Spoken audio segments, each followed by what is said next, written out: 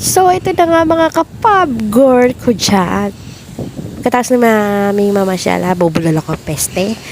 Pagkatapos na may mamasyal sa English Garden, ayan, may free wifi.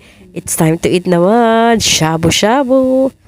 Ang sarap ng libre. San ka pa?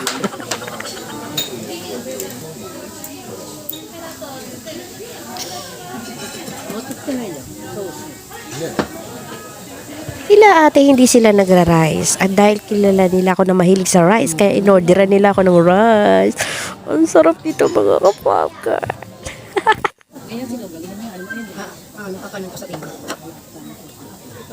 At ito na nga mga kapapger, ingat na ingat ako sa aking pagbablog. Ingat na ingat ako sa aking camera kasi bawal talaga masali yung mga hindi mo naman kakilala, hindi mo naman kaanak. So, ganyan dito dapat hindi masama yung mga mukha nila. So, yung waiter okay lang yun kasi may face mask naman siya.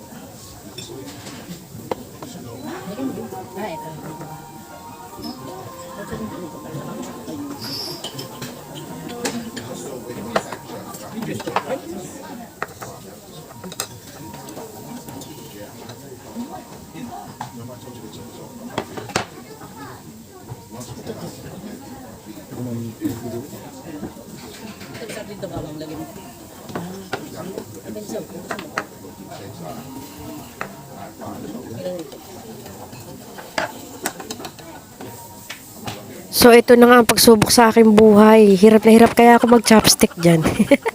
Well, anyway, pwedeng mag-request ng spoon. Pero sabi ko, okay naman. Total, malagkit naman yung kanin. Ang sarap na. Sarap ng pagkain, guys.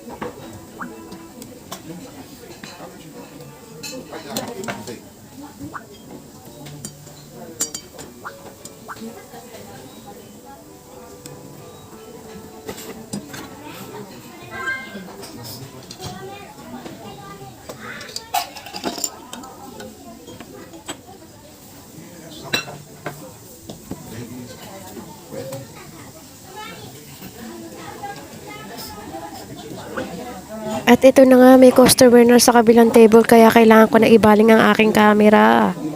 Diyos meo, ang buko, tikwas-tikwas. Ang hangin kasi doon sa English Garden.